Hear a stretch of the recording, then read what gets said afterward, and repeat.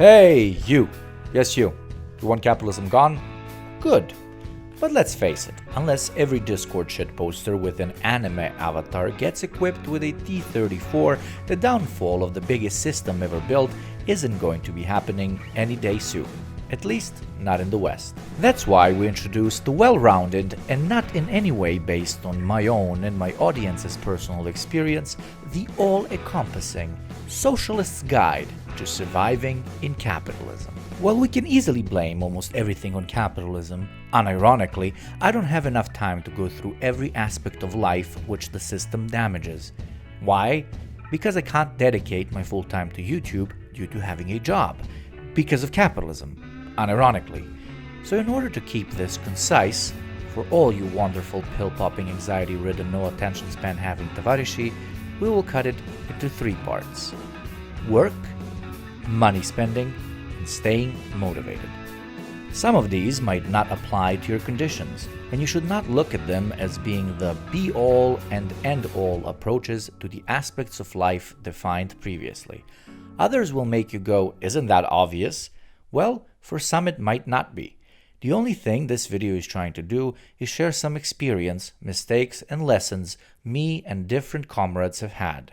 Wanting a better world does not mean we should live the one life we have in misery. Get out of here with that liberal moralism. Do me a favor, please. Get out of here. Get out of here, man. Shit, I'm saying. Work. Your employer, no matter how nice or mean, will never be able to afford paying you the worth of your work. In this system, profit is what drives them, and even if they attempted to step out of it and support you fully, they would go bankrupt or lose to their competition. Therefore, you're not only competing with your employer's competitors, but with your employer themselves. You owe them nothing, but to the contrary, they owe you. By not paying you enough on what you deliver daily, they exist as a direct antithesis to your thesis. Now that we have that out of the way, let's get it started. Don't overwork yourself.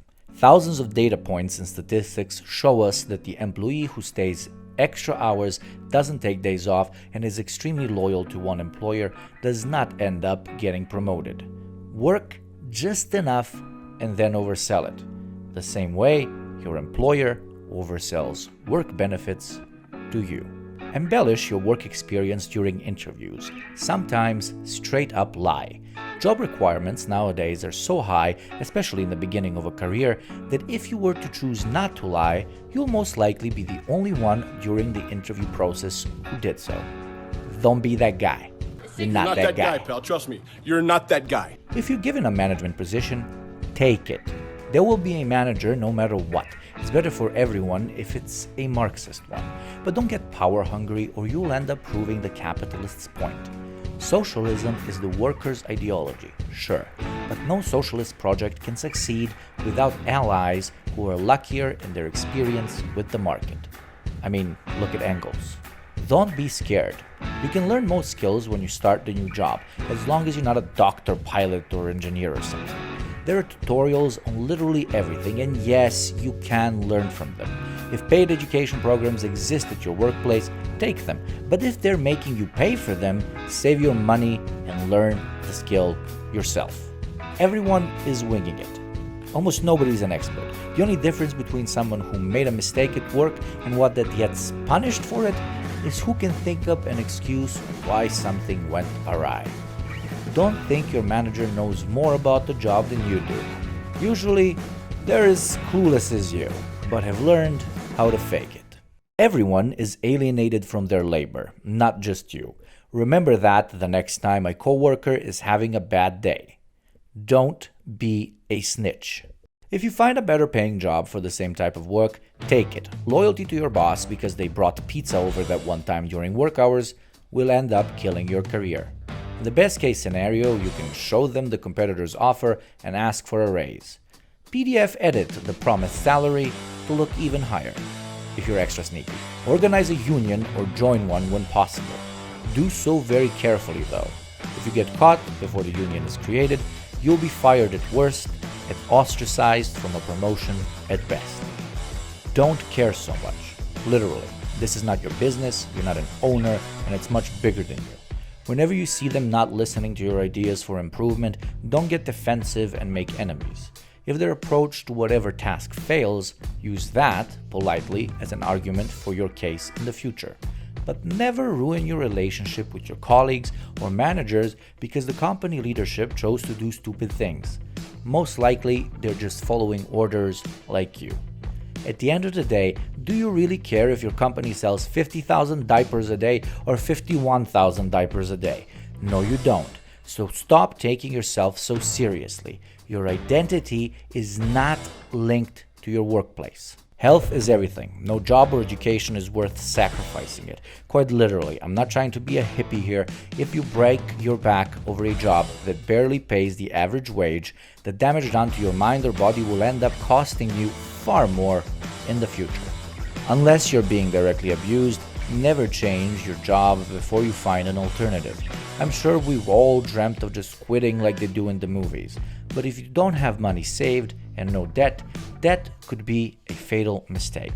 Plus, many people in HR have a thing against employing someone who says they're quote-unquote currently between jobs on an interview. Just don't shoot yourself in the foot, that's all I'm saying. Insist on talking about salaries with people you're organizing or working with. The only person winning when wages aren't discussed amongst employees is the employer. They have all the information on you, but you are rarely given transparency into how the business is run.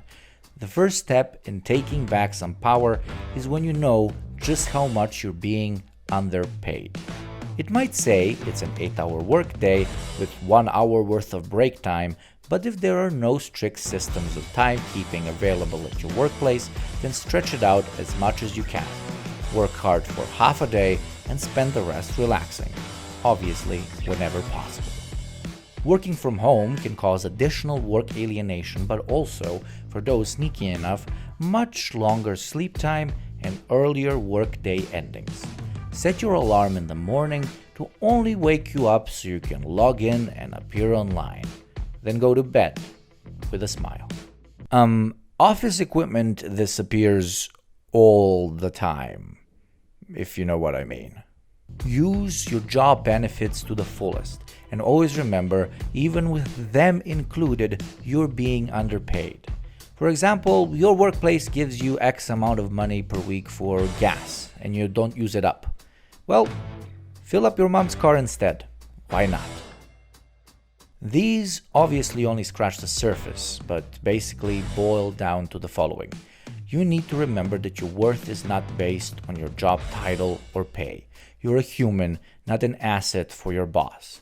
Distance your personal identity with that of the firm, or it will swallow you up before you know it. All those corporate drones you avoid at parties, well, believe it or not, but they used to be real people like you before a brand replaced their soul, and LinkedIn became their guru.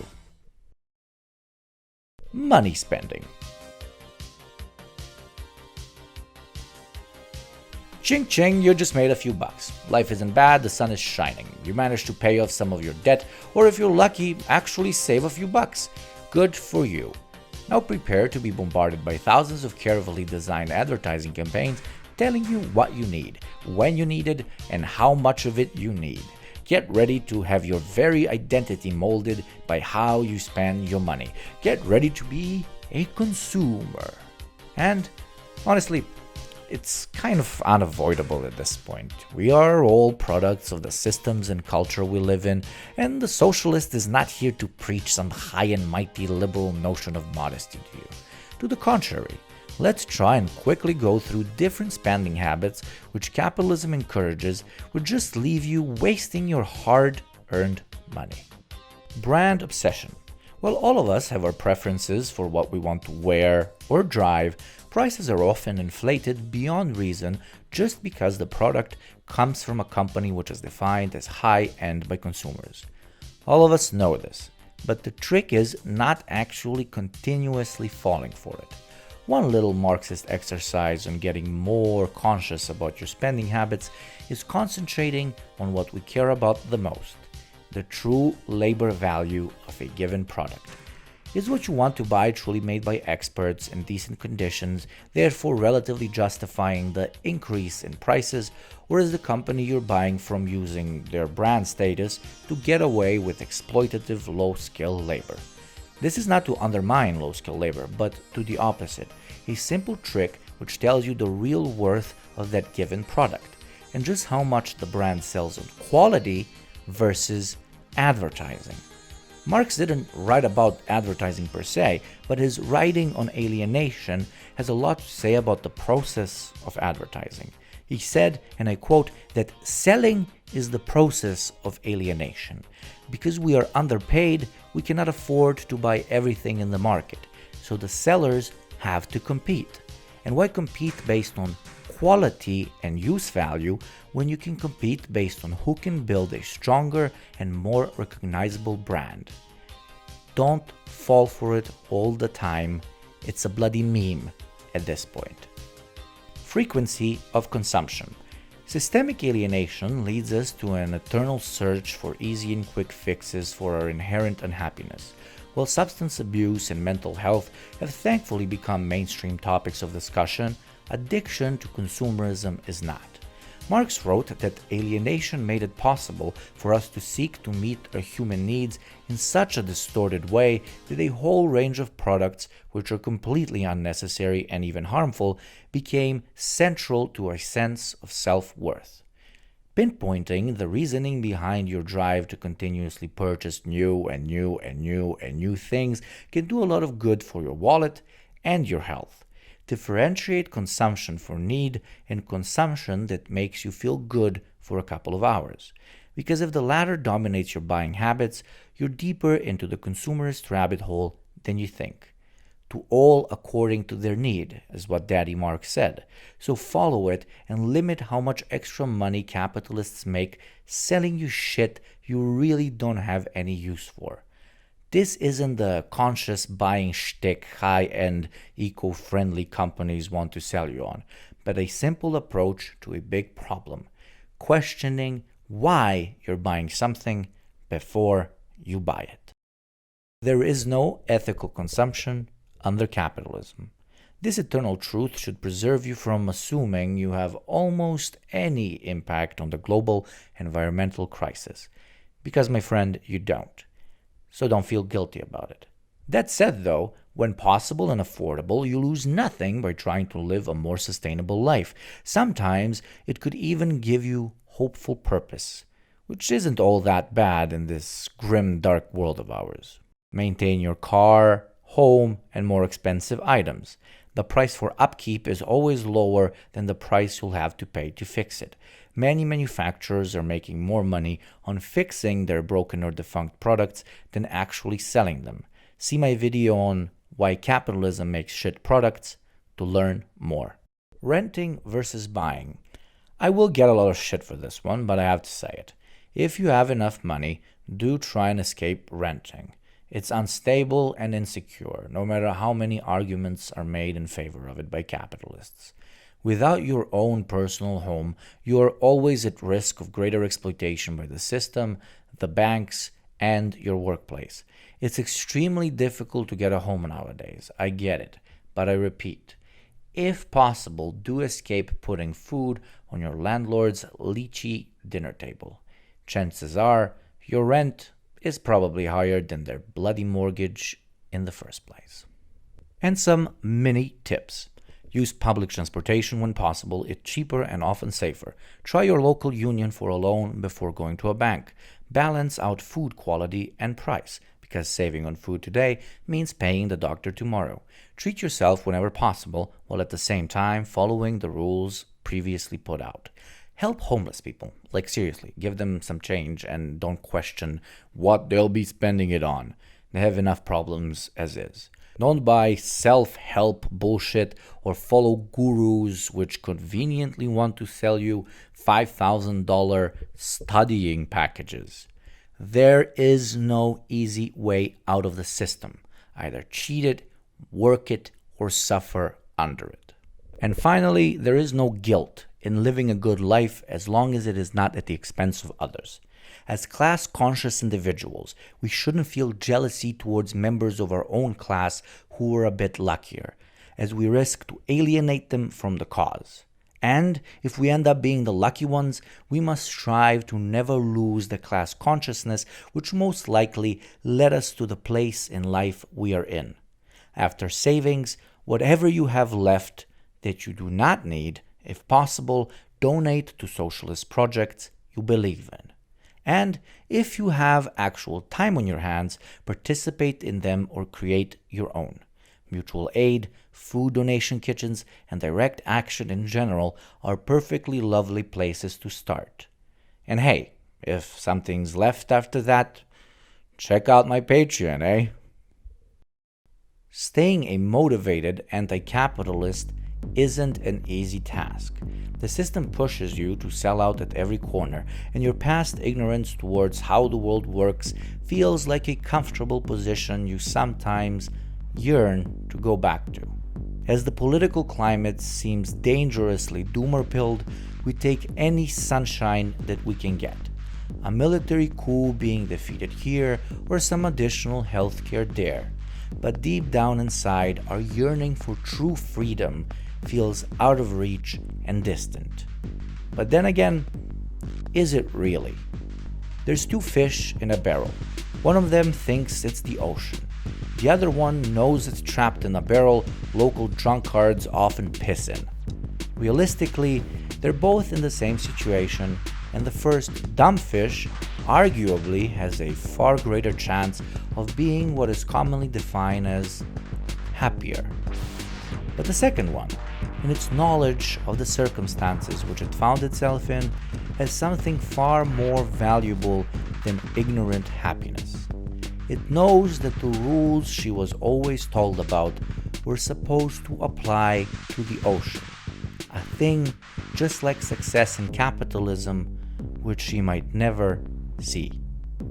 And with this knowledge, she can swim with far more purpose and elegance in a barrel than an ignorant one could in a planet of oceans.